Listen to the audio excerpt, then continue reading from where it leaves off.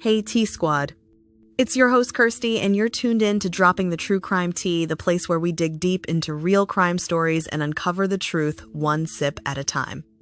Today's case is jaw-dropping, heartbreaking, and full of family secrets that turned deadly. We're going to Cherokee County in Georgia. That's where a respected attorney named Gary Farris vanished, and days later, his body was found burned in the backyard of his own home. This is the case of Gary Farris, and how his final moments ended in flames. It was the summer of 2018. Gary Farris, a 58-year-old lawyer, suddenly disappeared. He lived with his wife, Melody Farris, and their adult son, Scott, on a 10-acre farm in Alpharetta, Georgia. On the 3rd of July, Gary went down to the basement to rest. According to Melody, that was the last time she saw him. 2 days later, on the 5th of July, Scott walked out to the burn pile behind their house. He saw something strange in the ashes, and when he got closer, he realized what it was. Bones. Human bones. He called the police immediately.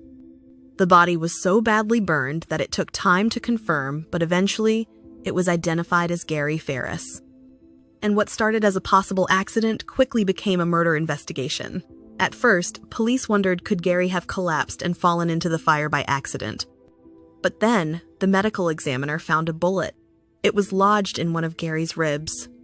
Suddenly, this wasn't an accident. This was homicide. Investigators searched the property and discovered more disturbing clues.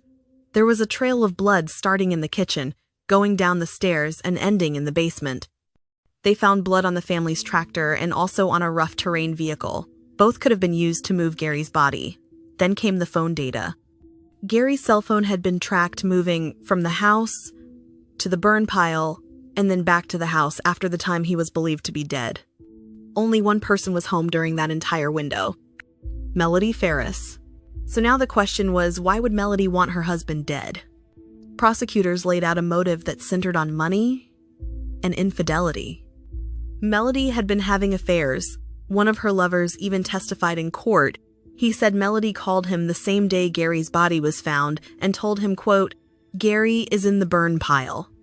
But there was also money involved. Melody was listed as the main beneficiary of Gary's life insurance policy.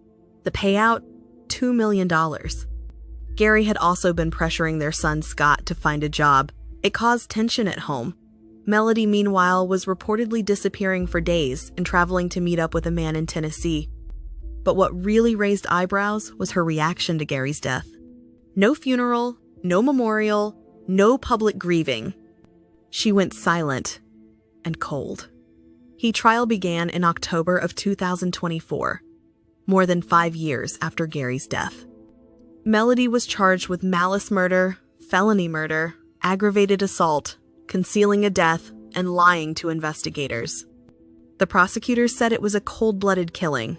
They argued Melody shot Gary, moved his body using farm equipment, and burned him to hide the evidence. But then, in a shocking twist, Melody stood up at her sentencing and blamed her own son, Scott. She said she had kept the secret for years, but could no longer stay silent. Through tears, she told the judge, quote, "Scott killed his father." She claimed Scott was the only one strong enough to move a 300-pound body, that he planted a bullet in the basement to frame her, that he wanted to inherit the family property. Scott, who was sitting in the courtroom, looked stunned. He denied everything. And despite the drama, the jury didn't believe Melody. After 3 days of deliberating, they found her guilty on all counts. She was sentenced to life in prison. She'll be eligible for parole after 30 years. So what led the jury to convict her? First, she was the only person home when Gary died. Second, the phone records.